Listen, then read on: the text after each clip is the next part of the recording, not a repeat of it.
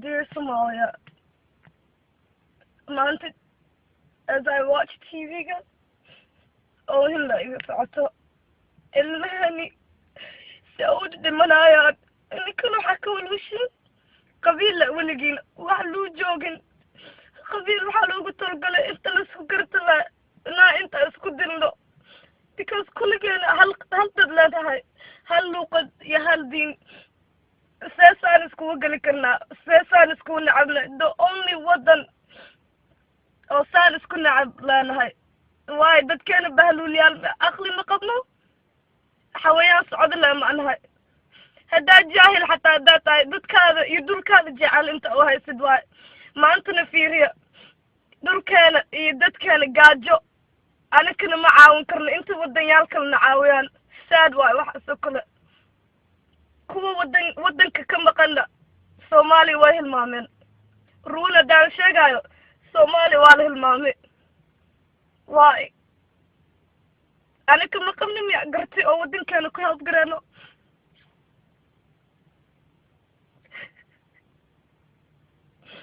garti ma qabno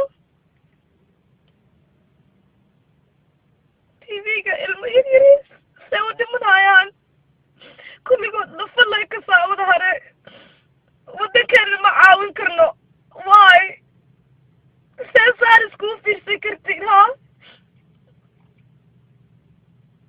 saad waay waxaanoo kale waxaa luu fiirsan karnaa inkaaraa wada qabtiin inkaar wadankeena inkaar because ilaahay ku jeestaysan dhulkiina ma ilaalinaysiin dadkeena gaajo u dhinteen ma lis caawin karo maanta because kulligiin waa isnacabtiin look at Maraykan fiiriya they went through racism they're not the same people black and white ay kala yihiin and now look today they're over it wadankoodana they didn't ruin their country they're simply over it and meeqadadoo ka nooca hadda wadankan degan oo kulligood la iswada fahmay xataa hadday isnacab yihiin law baa jirto where you have to qofka kale as much hatred as you have for the other person you must not reveal it for the sake of the law for the sake of trying to keep their country in peace. Why can ours be like that?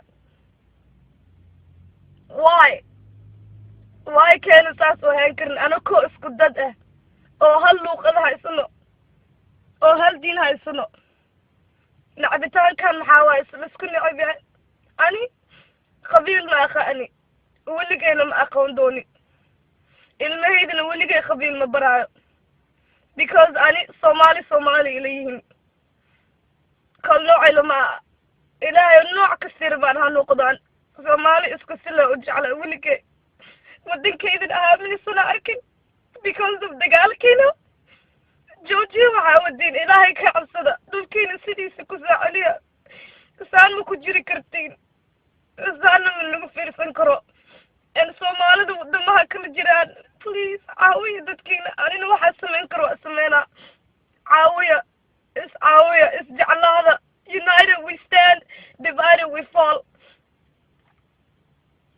divided we fall people and we are divided that's why we have fallen and today we can't even help our own kind who's in starvation isn't that a shame kulligiina all of you should be ashamed of this I can't bear to watch this anymore it's ridiculous it's saddening it's heartbreaking today I have to see my own kind literally starving to death while I'm here alive and well and this goes out to the rest of the Somalis out there those who are not in Somalia why can't you teach your people why can't you educate them all of those who are educated go back educate them because right now all they have is ignorance and that is why our country is not going back to a peaceful state of mind because there's ignorance going on those who are educated help educate your people. Those who know the laws, help teach them laws where the citizens can abide by, where they cannot harm each other. All we need our country to be is, it needs to have a government. And if you guys cannot get along, and every qabil is mafahmi karan, all you need is for each state to have a governor.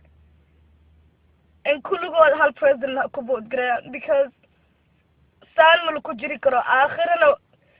aakhirana ilaahay ma dadka oo dagaal iyo balaa iyo buuq oo ku bilaa wadankan aakhira ilaahay wuu saa istaajinaa yawmul aakhira. Because you know why? People my age never got to experience what it feels like to be in their own country. Why? Because you guys fought over qabil, tribe. What kind of patheticness is that? Qabil inta isku dagashin when we are the same kind. That's literally unheard of. For what? For 20-something years? You guys should all be ashamed. Ashamed